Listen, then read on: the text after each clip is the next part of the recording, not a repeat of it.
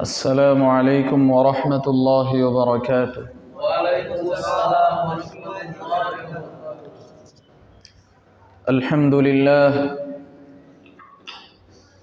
الحمد لله الذي أسرى بعبده ليلا من المسجد الحرام إلى المسجد الأقصى،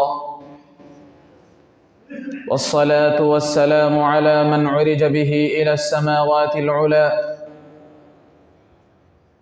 أما بعد، فإن أصدق الحديث كتاب الله، وأحسن الهدي هدي محمد صلى الله عليه وسلم، وشر الأمور محدثاتها، وكل محدثة بدعة، وكل بدعة ضلالة، وكل ضلالة في النار।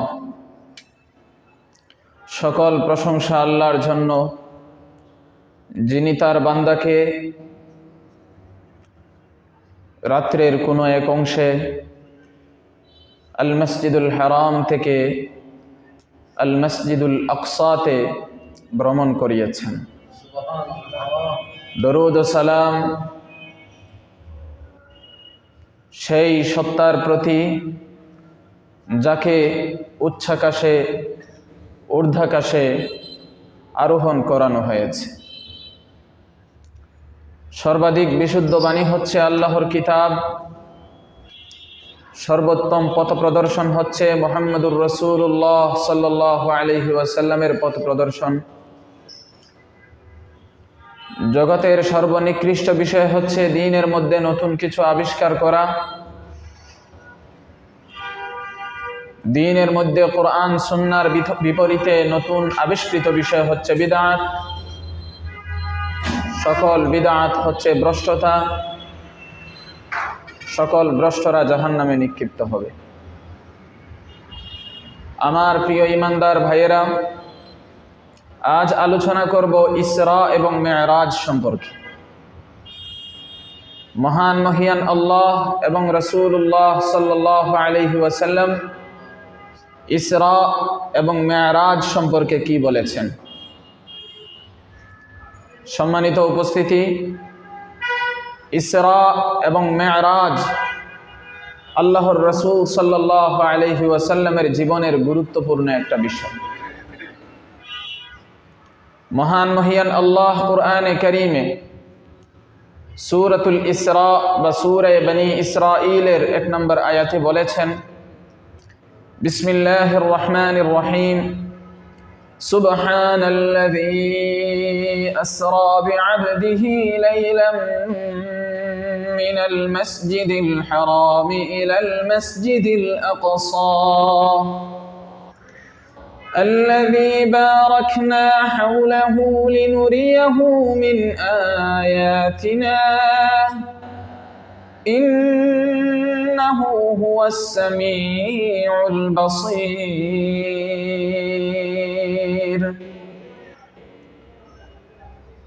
পবিত্রতা বর্ণনা করছি সেই সত্তার, যিনি তার বান্দাকে রাতের একাংশে আল মসজিদুল হারাম থেকে আল মসজিদুল আকসায় নিয়ে গেছেন, ভ্রমণ করিয়েছেন। আল্লাযী বারাকনা হাওলাহ, যেই আল মসজিদুল আকসার চতুর্দিককে আমি বরকতময় করেছি। লিনুরিয়াহু মিন আয়াতিনা, কেন নিয়ে গেছেন? আল্লাহ নিজেই বলছেন, লিনুরিয়াহু মিন আয়াতিনা, আমি আমার কিছু নিদর্শন, আমি আমার নিদর্শনাবলীর মধ্য থেকে কিছু নিদর্শন তাকে দেখানোর জন্য নিয়ে গেছি। ইন্নাহু হুয়াস সামিউল বাসীর, নিঃসন্দেহে তিনি সর্বশ্রোতা এবং তিনি হচ্ছেন সর্বদ্রষ্টা। কোরআনে কারীমে সূরা নজম 27 নম্বর পারায়, সেই সূরা নজমের 13 থেকে 18 নম্বর আয়াতে আল্লাহ তাআলা বলছেন, ওয়ালাকাদ রাআহু নাজলাতান উখরা ইনদা সিদরাতিল মুনতাহা عندها جنة المأوى إذ يغشى السدرة ما يغشى ما زاغ البصر وما طغى لقد رأى من آيات ربه الكبرى মহান আল্লাহ বলেছেন ওয়ালাকাদ রাআহু নাজলাতান উখরা মুহাম্মদ সাল্লাল্লাহু আলাইহি ওয়াসাল্লাম জিবরিল আলাইহিস সালামকে আরেকবার দেখেছেন ইনদা সিদরাতিল মুনতাহা সিদরাতুল মুনতাহার পাশে সীমান্তবর্তী কুল গাছের পাশে সিদরাতুল মুনতাহা মানে কি সিদরাতুল মুনতাহা আসমানের উপরে ঊর্ধ্বাকাশে ফেরেশতাদের চলাচলের যে শেষ সীমানা রয়েছে সেই সীমানায় একটা কুল বৃক্ষ কুল গাছ আছে সেই কুল বৃক্ষটিকে সিদরাতুল মুনতাহা বলা হয় সেই সীমান্তবর্তী কুল গাছের পাশে মুহাম্মদ সাল্লাল্লাহু আলাইহি ওয়াসাল্লাম জিবরিল আমিনকে আবারও দেখেছেন ইনদাহা জান্নাতুল মাওয়া সেই কুল গাছের পাশেই রয়েছে জান্নাতুল মাওয়া ইয ইয়াগশা সিদরাতা মা ইয়াগশা যখন আচ্ছন্ন করে রেখেছিল কুল গাছকে তাকে যা আচ্ছন্ন করে রেখেছিল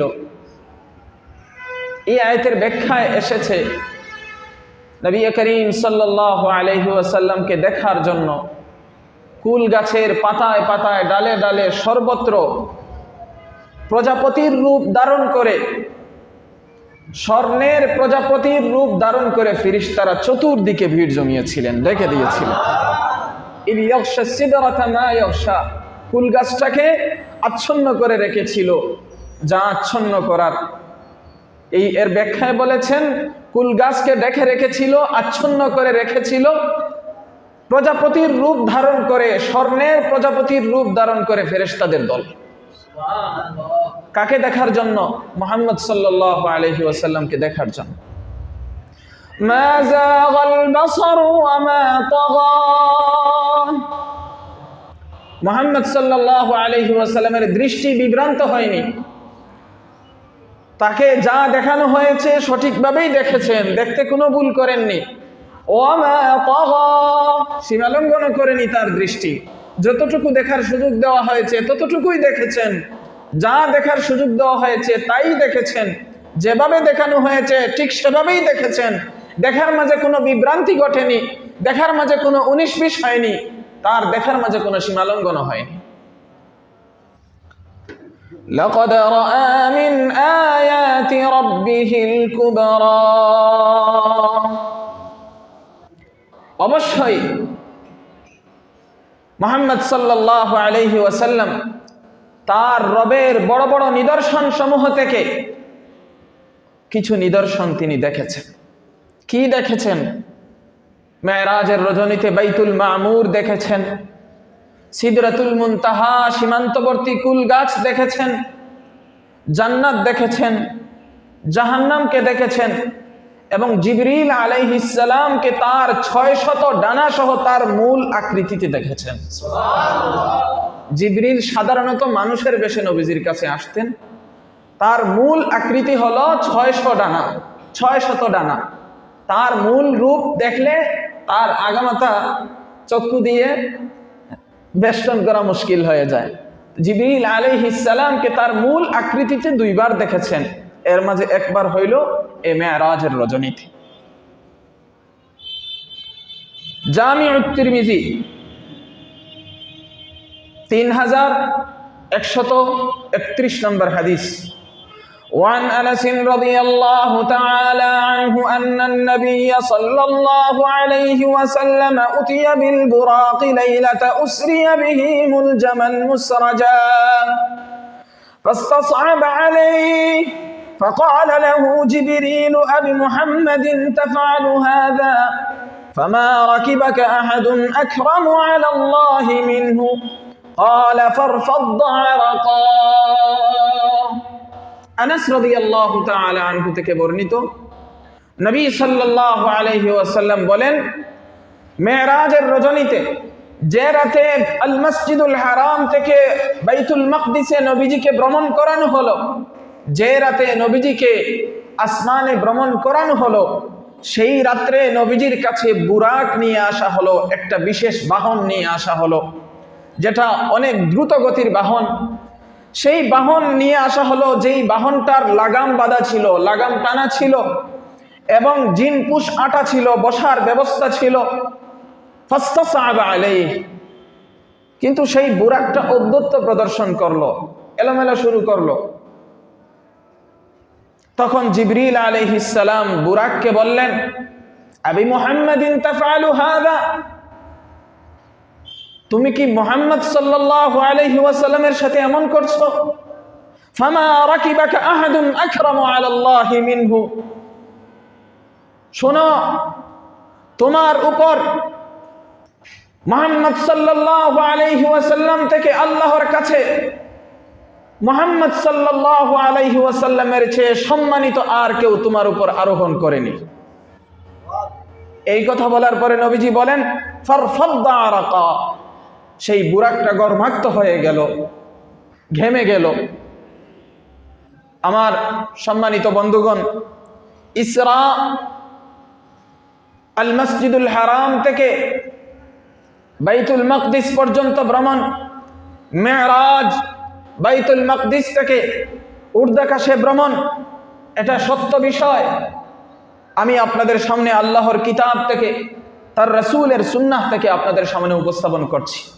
মনোযোগ দিয়ে শুনুন এবং চিন্তা ফিকির করুন, নিজের চিন্তাকে কাজে লাগান এবং মহান আল্লাহ যা বলেছেন, মুহাম্মদ সাল্লাল্লাহু আলাইহি ওয়াসাল্লাম যা বলেছেন তার প্রতি ঈমান আনুন, এতে কোনো সন্দেহ রাখবেন না। কাফিররা বিশ্বাস করে নাই, এটাকে তারা হাস্যকর মনে করেছে এবং এটা নিয়ে অনেক বিভ্রান্তি ছড়ানোর চেষ্টা করেছে। তারা নানান ধরনের প্রশ্ন করেছে নবীজিকে। নবীজি সাল্লাল্লাহু আলাইহি ওয়াসাল্লাম উত্তর দিয়েছেন, যথাযথ প্রমাণ পাওয়ার পরেও তারা ঈমান আনে নাই। আর আবু বকর সিদ্দিক রাদিয়াল্লাহু তাআলা আনহুকে যখন বলা হলো, মুহাম্মদ তো এটা বলেছে, তোমার বন্ধুকে তো তুমি অনেক ভালোবাসো, দেখো আজ কি বলছে, সে নাকি মেরাজে গিয়েছে। আবু বকর রাদিয়াল্লাহু আনহু বললেন, যদি মুহাম্মদুর রাসূলুল্লাহ সাল্লাল্লাহু আলাইহি ওয়াসাল্লাম বলে থাকেন তাহলে এটাই সত্য, এখানে আর কোনো সন্দেহ নেই। এই জন্য উনি হলেন সিদ্দিক, মহাসত্যবাদী।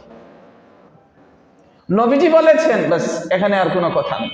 এরা ভেবেছিল হয়তো আজকে আবু বকরকে আজকে হয়তো দুর্বল করা যাবে, এতদিন কোনোভাবে পারি নাই, আজকের বিষয়টা তো অন্তত আবু বকর অস্বীকার করবেন, বলবেন যে মোহাম্মদ পাগল হয়ে গেছে, হয়তো বা আমার বন্ধু বুঝে নাই। না, বলতে দেরি আবু বকর রাদিয়াল্লাহু আনহু বললেন, যদি নবীজি বলে থাকেন তাহলে কোনো সন্দেহ নেই, এর চেয়ে আরো বড় কিছু যদি বলে থাকেন আমি আবু বকর বিশ্বাস করি। আমার ভাইয়েরা, কোরআনে কারীমে সূরা আহজাবের 56 নম্বর আয়াতে এসেছে, ইন্নাল্লাহা ওয়া মালাইকাতাহু ইউসাল্লুনা আলান নবী ইয়া আইয়ুহাল্লাযীনা আমানু সাল্লু আলাইহি ওয়া সাল্লিমু তাসলিমা। নিঃসন্দেহে আল্লাহ এবং তার ফেরেশতাগণ নবীর প্রতি রহমত, দরুদ, সালাত প্রেরণ করেন। হে মুমিনগণ, তোমরাও নবীর প্রতি রহমতের তরে দোয়া করো, দরুদ পাঠাও, সালাত প্রেরণ করো এবং তার প্রতি অধিক পরিমাণে সালাম প্রেরণ করো। আল্লাহুম্মা সাল্লি আলা মুহাম্মাদিন আবদিকা ওয়া রাসূলিক কামা সাল্লাইতা আলা ইব্রাহিম ওয়া বারিক আলা মুহাম্মাদিন ওয়া আলা আলি মুহাম্মাদ কামা বারাকতা আলা ইব্রাহিম। আমার ঈমান ও ইসলামের বন্ধুরা, আমার ঈমানদার ইসলামওয়ালা ভাইয়েরা, আলোচনা করছি ইসরা এবং মেরাজ সম্পর্কে। কিসের সম্পর্কে? ইসরা এবং মেরাজ। ইসরা হচ্ছে মক্কা থেকে বাইতুল মাকদিস পর্যন্ত ভ্রমণ নবীজির, আর মেরাজ হচ্ছে বাইতুল মাকদিস থেকে ঊর্ধ্বাকাশে ভ্রমণ, যেটা হচ্ছে মুআজিজা। যেটা নবীজির কি মুআজিজা? কি মুআজিজা? হলো যেটার মাধ্যমে বিপক্ষ যারা তাদেরকে অক্ষম করা হয়। অলৌকিক বিষয়, অলৌকিক বিষয় 5 ধরনের। অলৌকিক বিষয় কয় ধরনের? 5 ধরনের। নাম্বার 1 কুদরত, নাম্বার 2 মুআজিজা, নাম্বার 3 কারামত, নাম্বার 4 মাউনত, নাম্বার 5 ইস্তেদরাজ। 1 নাম্বার হলো কুদরত, আল্লাহ তাআলা সরাসরি নিজে গঠান, এখানে কাউকে ব্যবহার করেন না। মনে করেন উদাহরণস্বরূপ আল্লাহ তাআলার ইচ্ছা হলো এই মসজিদকে এখান থেকে উঠিয়ে অন্যত্র নিয়ে যাবেন, তো এটা কি আমাদের দ্বারা মুহূর্তের ভিতরে সম্ভব? কিন্তু আল্লাহ তাআলা চাইলে সেটা পারেন, চাইলে সবকিছু সম্ভব। মৃত ব্যক্তিকে আল্লাহ তাআলা জীবিত করবেন, এটা আমাদের দ্বারা সম্ভব না, কিন্তু আল্লাহ তাআলা মুহূর্তের ভিতরে করবেন। আবার একজন তরুতাজা মানুষকে মৃত্যু দান করবেন, তিনি করবেন। এগুলো হচ্ছে অলৌকিক, এটা হলো কুদরত, আল্লাহ তাআলা সরাসরি করেন। 2 নম্বর হলো আল্লাহ তাআলাই করেন, তবে মাঝখানে একটা ব্যক্তিকে ব্যবহার করেন, সেটা হলো নবী ও রাসূলগণের মাধ্যমে যেটা গঠন, অলৌকিক কাণ্ড।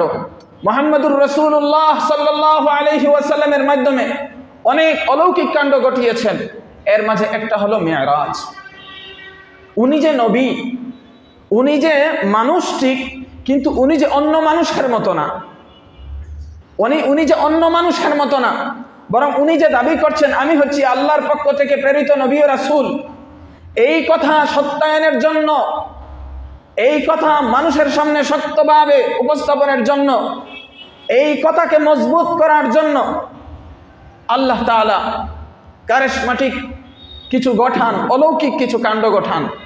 এর মাঝে একটা হলো মেরাজ, যেটা সাধারণ মানুষের দ্বারা সম্ভব না, এই আধুনিক যুগে এসেও সম্ভব না। রকেটের গতি, বিমানের গতি, যত গতি হোক, মুহূর্তের ভিতরে সবকিছু সম্ভব। নবীজি সাল্লাল্লাহু আলাইহি ওয়াসাল্লাম এগুলো ঘটেছে, এবং কাফিরদের একটা দল নবীজিকে রাস্তায় দেখেছে, বলেন না সুবহানাল্লাহ। যেই কাফেররা অস্বীকার করেছিল তাদেরই একটা দল নবীজিকে বাইতুল মাকদিস, তারা ওদিক থেকে আসছিল, রাস্তার মাঝে নবীজি সাল্লাল্লাহু আলাইহি ওয়াসাল্লাম তাদেরকে দেখেছেন, তারাও নবীজিকে দেখেছে। নবীজি তো চলে আসছেন, এসে বলেছেন তোমাদের অমুক কাফেলাকে আমি দেখে এসেছি, তারা আসলে তাদেরকে জিজ্ঞেস করো আমাকে তারা দেখেছে কিনা। সুবহানাল্লাহ। নাম্বার 2। নাম্বার 3 হলো কারামত। ওনারা নবী না, এটা আগের যুগেও সম্ভব, এই যুগেও আল্লাহ তাআলা ইচ্ছা করলে ঘটাবেন। যেমন শাহজালাল রহমতুল্লাহি আলাইহির ব্যাপারে আমরা শুনি, এবং আরও বিভিন্ন আউলিয়াদের ক্ষেত্রে আমরা শুনি যে বিভিন্ন অস্বাভাবিক কর্মকাণ্ড আল্লাহ তাআলা তাদের মাধ্যমে ঘটিয়েছেন। আল্লাহ তাআলা এগুলো ঘটানোর মাধ্যমে তাদের প্রভাবগুলো ইমানদার জনগণের উপর বিস্তার করে রাখেন, এবং বিপক্ষ শক্তি যারা এদের উপরও তার প্রভাবগুলো বিস্তার করে রাখেন। ওরা যাতে একটু নিজেদেরকে নিয়ন্ত্রণ করে এবং বোঝার চেষ্টা করে ওই মানুষটা স্বাভাবিক নয়, ওই মানুষটা আল্লাহর কাছে একটু বেশি প্রিয় মানুষ। কয়টা গেল? 3টা। 1 নম্বর হলো কুদরত, 2 নম্বর হলো মুআজিজা, 3 নম্বর হলো কারামত, 4 নম্বর হলো মাউনত, যেটা আমার আপনার সাথে ঘটে। উদাহরণস্বরূপ গাড়িতে উঠলাম, এখান থেকে গুলিস্তান যাব, তো একটা গাড়িতে উঠেছি, বলছি আমি ওখানে নেমে ভাড়া দিব, তো ভাড়া 50 টাকা বা 60 টাকা। তো আমার তো ধারণা ছিল আমার পকেটে 1000 টাকার নোট আছে। গুলিস্তান গাড়ি থেকে নামবো, হেল্পার বলছে টাকা দেন, পকেটে হাত দিয়ে দেখি টাকা নাই। এই অবস্থায় পরিস্থিতি এমন দাঁড়ায়, হতে পারে হেল্পার বেইজ্জত করবে, অসম্মানও করবে। সম্মানী মানুষ যারা, যারা আসলে চুর বাটপার নয়, মানুষকে ঠকায় না, বরং তারা আসলেই জানা ছিল আমার পকেটে টাকা ছিল, সে এটা ভাবেও নাই তার পকেটে যে টাকা নাই, সে অনেক পেরেশান হয়ে গেল। এই পরিস্থিতিতে পেরেশানিটা নিজেদেরকে ঘর্মাক্ত করে ফেলে, ঘামিয়ে দেয়, অনেক অস্থির করে ফেলে। পেরেশানি করতে করতে এক পর্যায়ে সে নিজের শরীরের কোনো একটা পকেটে টাকা পেয়ে গেল। এই পরিস্থিতিগুলো আমাদের সাথে ঘটে। এটারে মুআজিজা বলে না, এটাকে কারামত বলে না, এটাকে বলে মাউনত, আল্লাহর সাহায্য, আল্লাহর।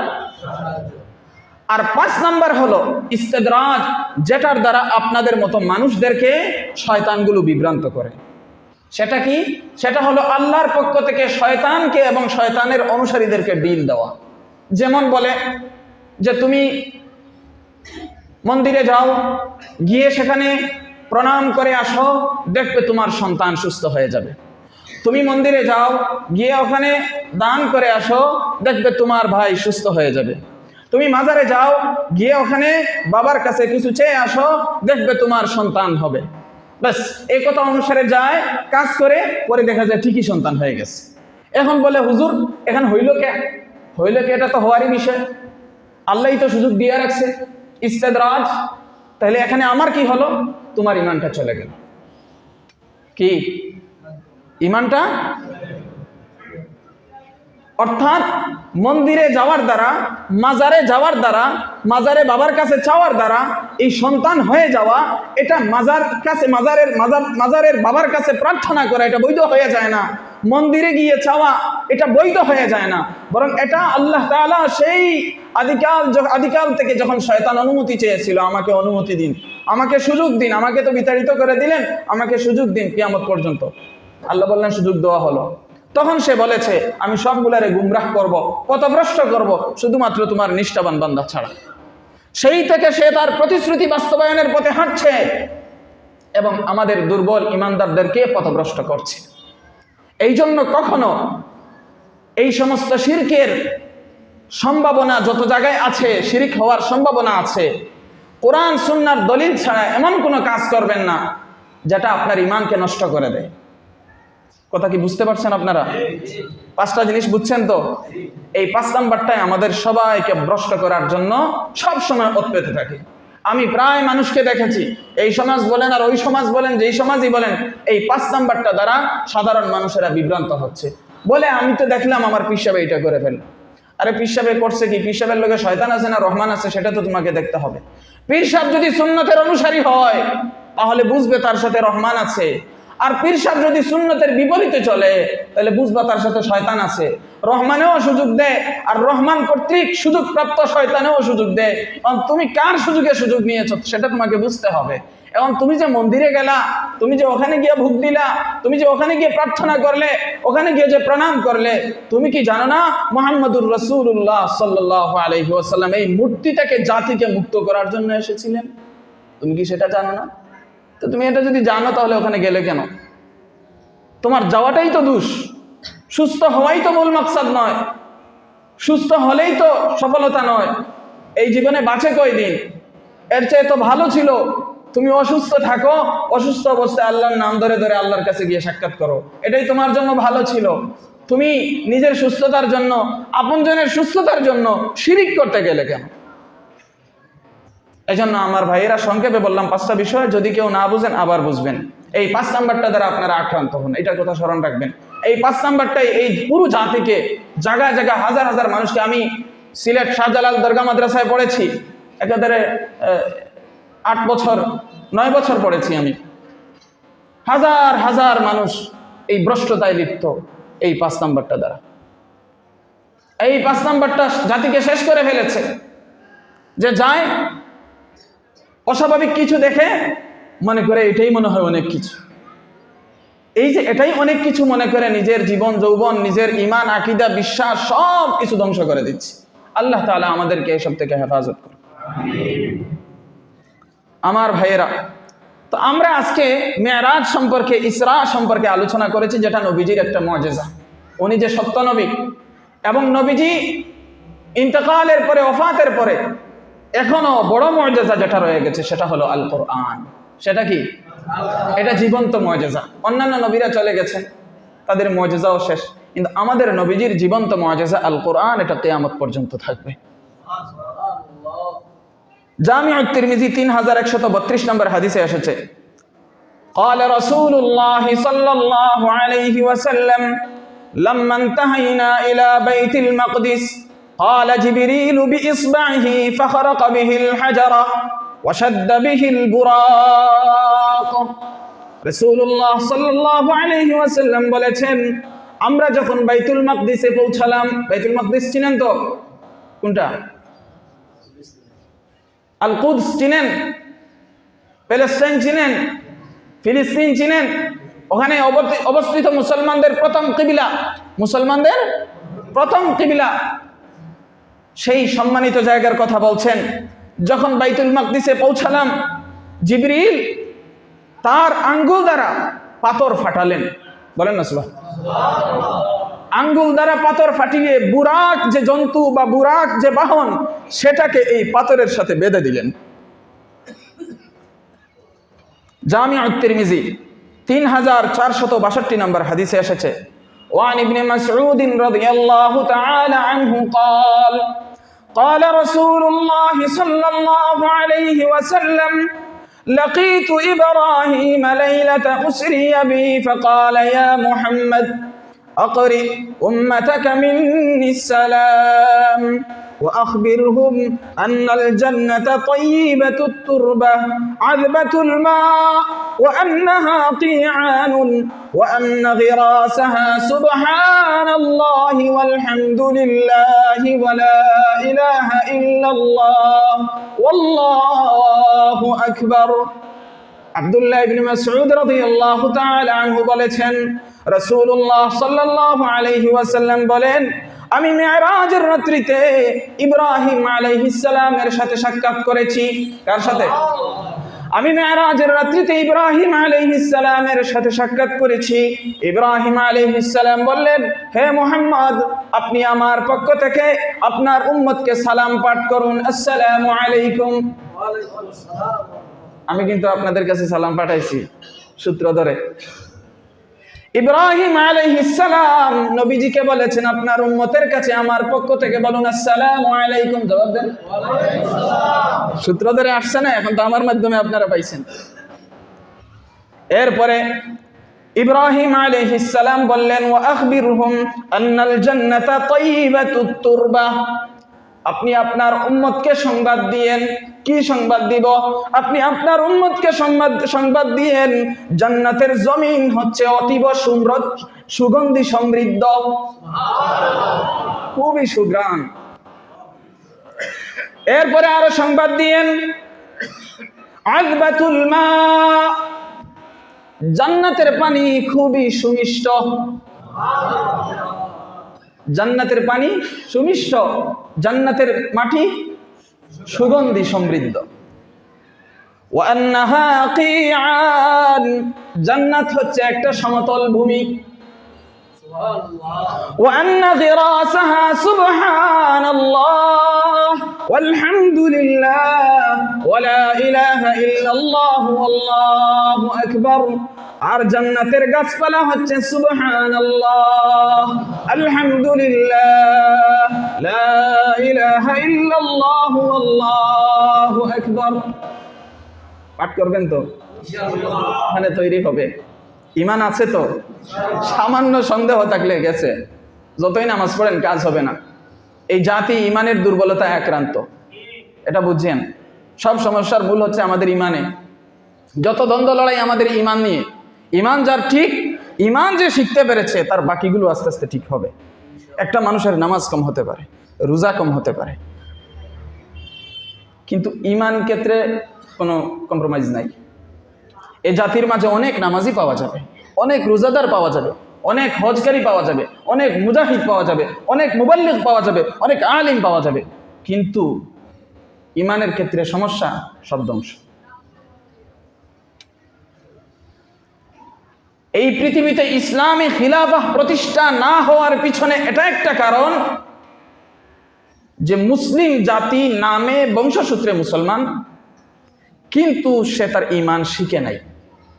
ঈমান বলতে ভাষা ভাষা বুঝেছে, লা ইলাহা ইল্লাল্লাহ মুহাম্মাদুর রাসূলুল্লাহ, মক্তবের কাছে হুজুরের কাছে পরিচিত হয়েছে, আমি তো মুসলমান। কথা তো ঠিকই, নবীজি বলছেন মান ক্বালা লা ইলাহা ইল্লাল্লাহ দাখালাল জান্নাহ, যে ঈমান এনেছে, যে লা ইলাহা ইল্লাল্লাহ পাঠ করেছে সে জান্নাতে গিয়েছে। এখন যে লা ইলাহা ইল্লাল্লাহ পাঠ করেছে, লা ইলাহা ইল্লাল্লাহ অর্থ কি এটা তো বুঝতে চায় না কেউ, সবাই বুঝতে চায় না। কারণ এইটা দ্বারা যখনই কথা হবে তখনই দেখবেন অন্তরে লাগতেছে, গায়ে লাগতেছে, মাথায় ধরতেছে, অসহ্য লাগতেছে। এগুলো কি বলছে, না হবে না, আমি এটা পারবো না, ওইটা আমার দ্বারা হবে না, এই সমাজে চলবে না, ওই রাষ্ট্রে চলবে না, এই শুরু হয়ে গেছে উৎপাত। এই লা ইলাহা ইল্লাল্লাহ আবু জাহেলরা বুঝছিল, যে এই বুঝার কারণেই বিদ্রোহ করেছিল। অথচ তাদেরই সন্তান ছিলেন মুহাম্মদ সাল্লাল্লাহু আলাইহি। কেন বিদ্রোহ করলো?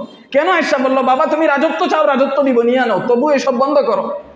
তুমি সুন্দরী নারী চাও, দিব, তবু এসব বন্ধ করো। তুমি টাকা পয়সা চাও, বলো আমরা দিব, তবু এসব বন্ধ করো। কেন এত মাথা ব্যথা কেন? কারণ তারা তো আরববাসী ছিল, আরবের লোক ছিল। এই লা ইলাহা ইল্লাল্লাহ এটা কি, এটা তারা হাড়ে হাড়ে টের পাইছিল, যে যদি আমি লা ইলাহা ইল্লাল্লাহ পরিপূর্ণ স্বীকার করে নেই, তাহলে আমার যে বংবাং আছে সবগুলো বাদ দিতে হবে।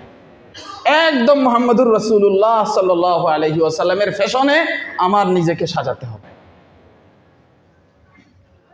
কথা বুঝতে পারছেন? এই জন্য নিজেদেরকে বংশসূত্রে নামকে অস্তে মুসলমান না বানিয়ে আসল ঈমান শিখতে চেষ্টা করুন এবং ওইভাবে নিজেকে সাজানোর চেষ্টা করুন। পারবেন তো ইনশাআল্লাহ? আল্লাহ আমাকেও তৌফিক দান করুন, আপনাদেরকেও তৌফিক দান করুন। সহিহ বুখারী 349 নম্বর হাদিস। আনাস ইবনে মালিক রাদিয়াল্লাহু তাআলা আনহু থেকে বর্ণিত, তিনি বলছেন, আবু যর রাদিয়াল্লাহু তাআলা আনহু বর্ণনা করেছেন, রাসূলুল্লাহ সাল্লাল্লাহু আলাইহি ওয়াসাল্লাম বলেন, ফুরিজা আন সাকফি বাইতি ওয়া আনা বিমাক্কাহ, আমার ঘরের ছাদ উন্মুক্ত করা হলো, এমত অবস্থায় আমি মক্কাতে অবস্থান করছি। কোথায়? মক্কাতে। ফানাজালা জিবরিল ফাফারাজা সাদরি, জিবরিল অবতরণ করলেন এবং আমার বক্ষ বিদীর্ণ করলেন, অপারেশন করলেন। সুবহানাল্লাহ। সুম্মা গাসালাহু বিমাই জামজাম, এরপর জিবরিল আমার বক্ষ বিদীর্ণ করে তাকে জমজমের পানি দ্বারা ধৌত করলেন। সুম্মা জাআ বিতাসতিম মিন যাহাবিন মুমতালিইন হিকমাতান ওয়া ঈমানা, এরপরে জিবরিল আমিন ঈমান ও হিকমাহ দ্বারা পরিপূর্ণ ভর্তি একটা স্বর্ণের পেয়ালা নিয়ে আসলেন। ফাআফরাগাহু ফি সাদরি সুম্মা আতবাকা, ঈমান ও হিকমত দ্বারা পরিপূর্ণ সেই পেয়ালা, স্বর্ণের যে পেয়ালাটা, সেটা আমার বুকের মাঝে ঢাললেন, এরপর বন্ধ করে দিলেন, সিলাই হয়ে গেল। কথা বুঝছেন? সিনা চাক যেটা। সুম্মা আখাযা বিয়াদি, এরপর জিবরিল আমিন আমার হাত ধরলেন।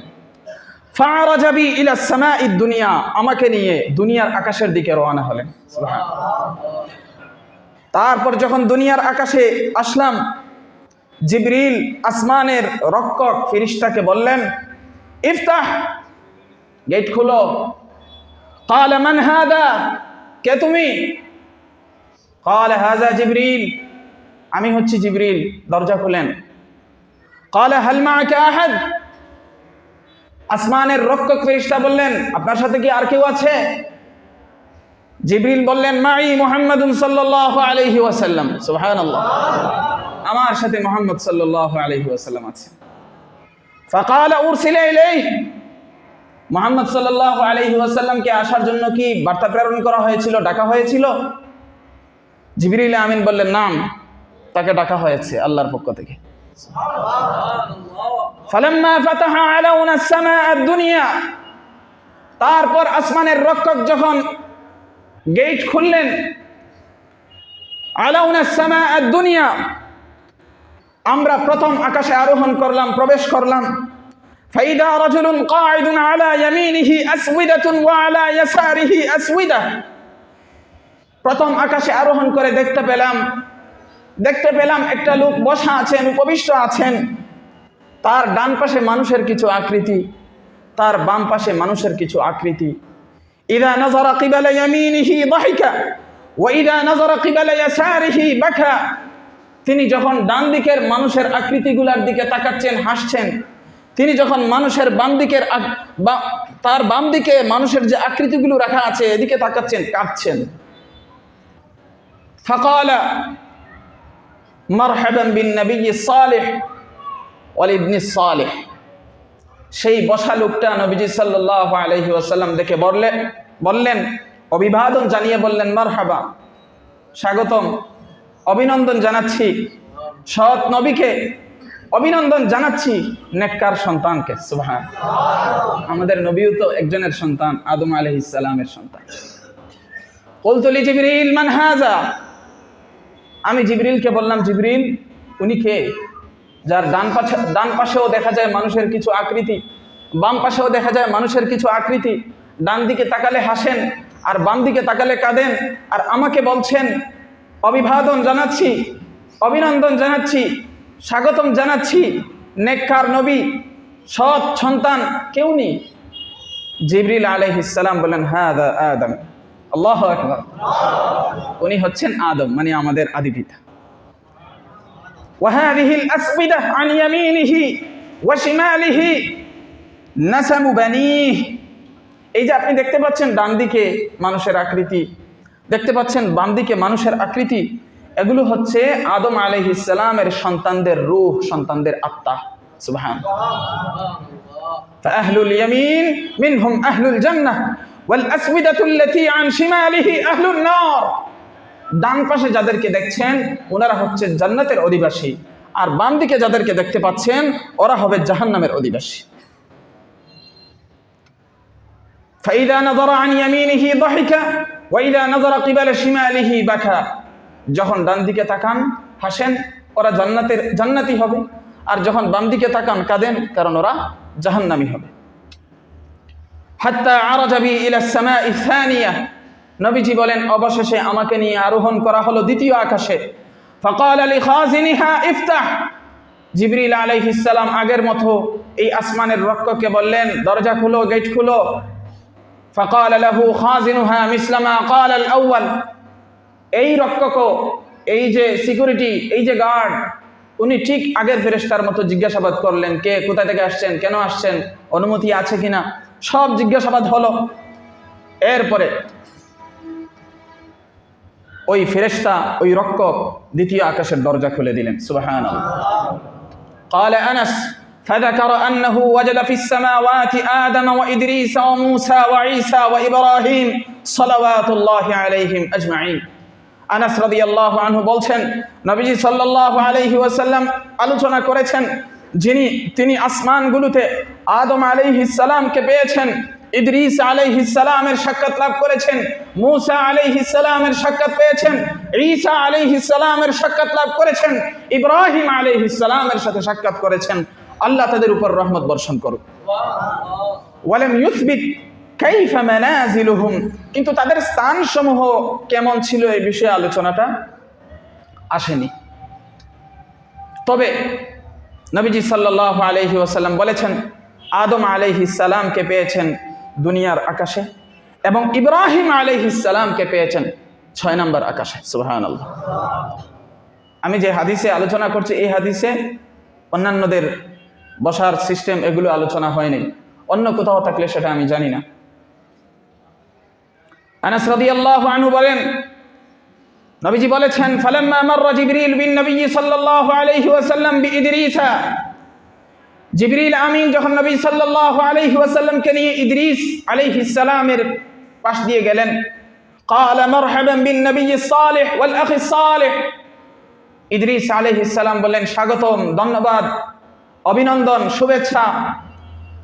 সৎ নবী, নেক নবী, নেককার ভাই, নবী নবী, ভাই ভাই। আদম আলাইহিস সালাম তো হলেন পিতা, সেই হিসাবে বলেছেন সৎ সন্তান, আর বাকিরা তো ভাই ভাই। তো ওনারা বললেন কি নেক নবী, নেক ভাই, নেককার ভাই, আপনাকে অভিনন্দন জানাচ্ছি। ফাকুলতু মান হাদা। আমি জিবরিলকে বললাম উনি কে? ক্বালা হাদা ইদ্রিস, ইনি হচ্ছেন ইদ্রিস আলাইহিস সালাম। সুম্মা মারারতু বিমূসা ফাকালা মারহাবান বিন নবী সালেহ ওয়াল আখি সালেহ। এরপর মূসা আলাইহিস সালামের পাশ দিয়ে অতিক্রম করলাম, তিনিও আমাকে অভিনন্দন জানালেন, বললেন নেককার নবী অভিনন্দন গ্রহণ করুন, শুভেচ্ছা গ্রহণ করুন, নেককার ভাই অভিনন্দন গ্রহণ করুন, শুভেচ্ছা গ্রহণ করুন। আমি বললাম উনি কে? জিবরিল আলাইহিস সালাম বললেন উনি হচ্ছেন মূসা আলাইহিস সালাম। এরপরে অতিক্রম করলাম ঈসা আলাইহিস সালামের পাশ দিয়ে, তিনিও বললেন মারহাবান বিল আখি সালেহ ওয়ান নবী সালেহ।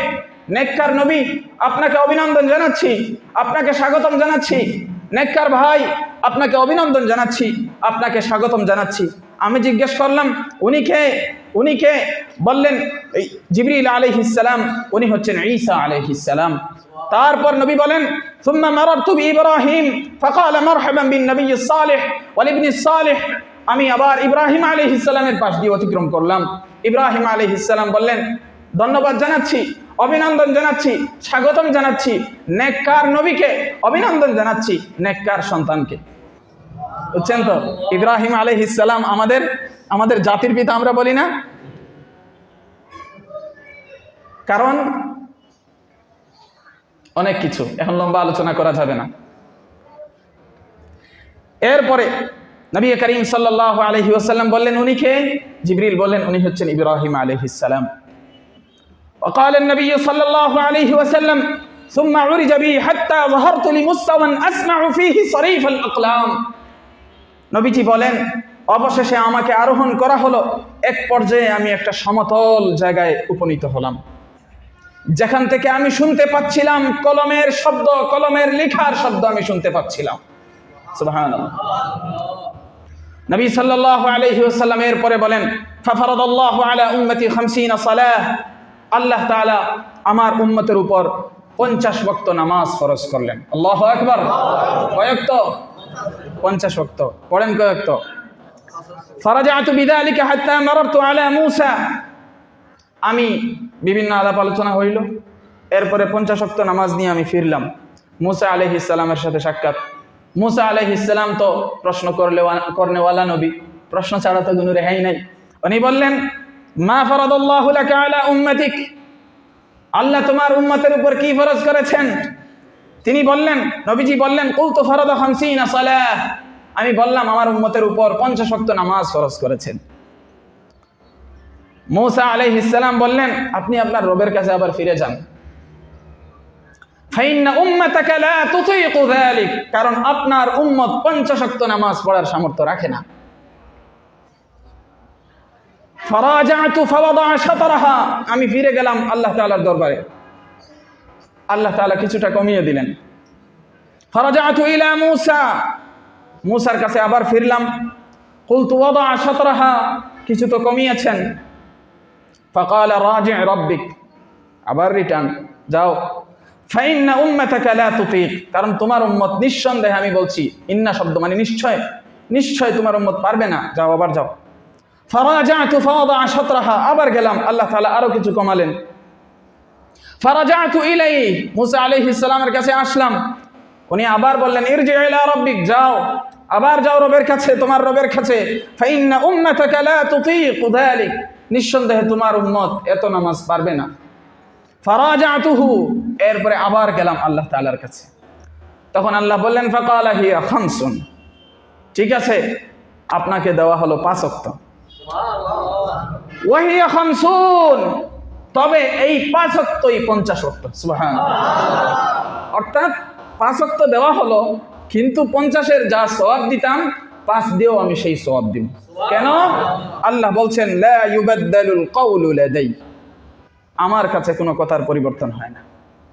আমি দিয়েছি, সওয়াব দিব, কথা দিয়েছি, আমি দিবই, এখানে কোনো হেরফের হবে না। বাদ বাকি তোমাদেরকে সুযোগ দিয়েছি।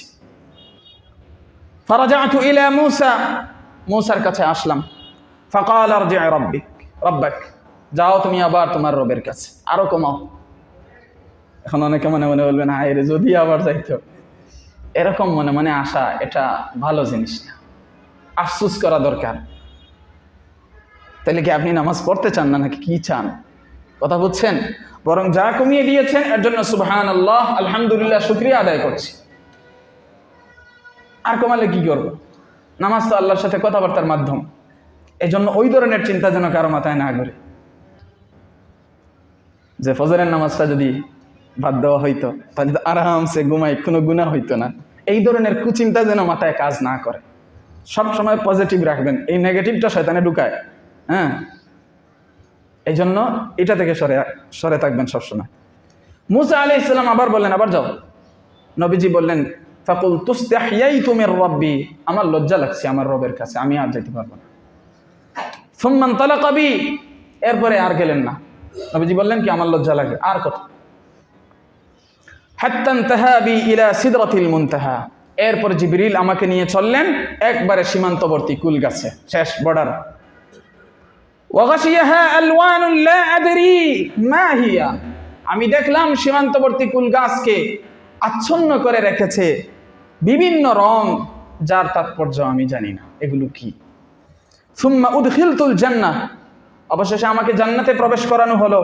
ফাইদা ফিহা হাবাইলুল লুলু ওয়া ইদা তুরাবুহা আল মিস্ক, আমি জান্নাতে ঢুকে দেখলাম যে সেখানে মুক্তামালা, অনেক মুক্তামালা, এবং তার মাটি হচ্ছে কস্তুরী। সুবহানাল্লাহ। আল্লাহর বান্দাগণ, আল্লাহ আপনাদেরকে রহম করুন। হে আমাদের আল্লাহ, আপনি আমাদেরকে মুহাম্মদ সাল্লাল্লাহু আলাইহি ওয়াসাল্লামের মাধ্যমে যেই হাদিয়া পাঠিয়েছেন, 5 ওয়াক্ত সালাত, আমরা সবাই যেন আপনার ফরজকৃত, আপনার দেওয়া সেই 5 ওয়াক্ত সালাত যথাসময়ে আমরা আদায় করতে পারি। আল্লাহ তাআলা আমাদের সবাইকে তৌফিক দান করুন। আমার ভাইয়েরা, রজব মাস চলে আসছে, সামনে শাবান, এরপরে রমজান, তাই না? ঈমান এরপরে গুরুত্বপূর্ণ বিষয় হলো নামাজ। ঈমান নিয়ে কথা তো আমি বলবো। আপনি যদি মনে করেন আপনার কলজা আগুন ধরিয়া যায়, তবুও আমাকে বলতে হবে, নতুবা মনে করেন এখানে প্রতিক্রিয়ার কোনো প্রয়োজন নেই। আপনাদের কষ্ট লাগলেও আপনাদের শুনতে হবে। আমি এক এক সময় এক এক টুকরা বলবো, বুঝে আসছে? এই জাতি পরিপূর্ণ ঈমানদার হয়ে গেলে কোনো পরাশক্তি আমাদের সাথে পারবে না, এটাই নিশ্চিত কথা। তো এরপরেই হলো সালাতের গুরুত্ব। তো আমি চাচ্ছি যে আমাদের সালাতের মাঝে কিন্তু অনেক ভুল ত্রুটি পরিলক্ষিত হয়। আপনারা জানেন আমি এক এক সময় এক একটা প্রোগ্রাম করি এলাকায়, কোনো সময় রমজানে করি, আগে পরে এক এক সময় এক একটা করি। এবার চাচ্ছি রমজানের আগেই নামাজের প্রশিক্ষণটা দিতে।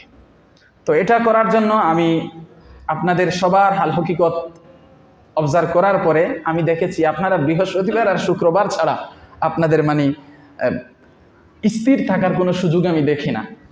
এই জন্য দুইটা অপশন, একটা হলো উন্মুক্ত অপশন আর আরেকটা হলো বিশেষ অপশন। উন্মুক্ত অপশন হলো রমজান আসার আগ পর্যন্ত 6 থেকে 7টা বৃহস্পতিবার আপনারা পাবেন, তাই না? রমজান আসার আগ পর্যন্ত কথা বলিয়েন, বুঝেন তো আমার কথা? আচ্ছা, এই বৃহস্পতিবার রাত্রে 9:30 থেকে 10:30 পর্যন্ত এই সময়ের ভিতরে নামাজের প্রশিক্ষণ হবে। এখানে যে কেউ আসতে পারেন, যে কোনো বয়সের আসতে পারেন। আগামী 6 থেকে 7 সপ্তাহ আসবেন তো ইনশাআল্লাহ? এটা হলো উন্মুক্ত, ছোট বড় মাঝারি যা আছেন সব। আর বিশেষ 3টা করেছি, যে আগামী শুক্রবার ও পরের শুক্রবার 12 থেকে 25 বছর বয়সী যারা, বাদ আসর থেকে এশা পর্যন্ত নামাজের প্রশিক্ষণ দিব 17 এবং 24 জানুয়ারি। 17 জানুয়ারি 24 জানুয়ারি শুক্রবার, বাদ আসর থেকে এশা। কত বছর থেকে কত বছর? 12 থেকে 24, 12 থেকে 24। এটা হলো একটা। তাহলে আগামী সপ্তাহ, পরের সপ্তাহ তারিখ বলেছি, স্মরণ আছে তো? এরপরে হইল এরপরের 2 শুক্রবার 26 থেকে 45 বছর বয়সী যারা, এরা আসর থেকে আসা পর্যন্ত নামাজের প্রশিক্ষণ হবে 31 জানুয়ারি আর 7 ফেব্রুয়ারি। 31 জানুয়ারি 7 ফেব্রুয়ারি, 26 থেকে 45। তৃতীয় ধাপে এর পরের 2 শুক্রবার 46 বছর থেকে নিয়ে উঠবে যার, এটা আর ভাগ করে লাভ কি? এর উপরে যারা আছেন তারা আসবেন আসর থেকে আসা পর্যন্ত 14 ফেব্রুয়ারি 21 ফেব্রুয়ারি। আমি চাই আপনারা নামাজের প্রশিক্ষণটা দেন। নিজের বাড়ি, নিজের ঘর, নিজের সব কিছু, জাস্ট এখানে আসবেন আসরের সময়, এসার সময় চলে যাবেন। পারবেন? দেখেন, গল্প গুজব করেও তো আমরা সময় কাটাই, ফেসবুক দেখেও তো আমরা সময় কাটাই।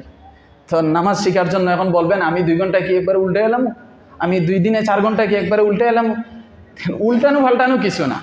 আপনার দিলের ভিতরে যে একটা ব্যথা আছে যে আমার নামাজটা শুদ্ধ হওয়া দরকার, এটাও তো আল্লাহরে দেখান, তো আল্লাহ তাআলা আপনার প্রতি রহম করবেন। আমি যে আপনাদেরকে শিখিয়ে একবারে ইমাম বানাইয়া দিব তা তো না, কিন্তু আমি যদি একটু করি তো আল্লাহ তাআলা হতে পারে আমার উপর নেক দৃষ্টি দিবেন। আর আপনারা যদি শিখেন, আশা করা যায় আল্লাহ তাআলা নেক দৃষ্টি দিবেন, হতে পারে এই উসিলায় আমি মুক্তি পেয়ে যাব। এজন্য বললাম আসবেন আপনারা? কারা কারা আসবেন? তারিখ কিন্তু ভাগ করা আছে, হ্যাঁ। এবং উন্মুক্ত অপশন তাও আছে, বৃহস্পতিবার রাত্রে 9:30 থেকে 10:30। আর বিশেষ অপশন হলো বয়সে বয়সে মিল রেখে। এরপরে এলাকার যারা আছেন, এটা আগামী বৃহস্পতিবারে এই আগে তো আলোচনা হবে, আর শুক্রবারে মাইক দিয়ে ঘোষণা দিয়ে, হ্যান্ড মাইক দিয়ে ঘোষণা দিবেন এবং পার্সোনালি প্রত্যেকের ঘরে ঘরে আলোচনা করবেন পুরুষরা। আপনারা শিখবেন আমাদের থেকে, আপনাদের মহিলারা শিখবে আপনাদের থেকে। ঠিক আছে? আল্লাহ তাআলা আমাদের সবাইকে তৌফিক দান করুন। وكذلك جعلناكم أمة وسطا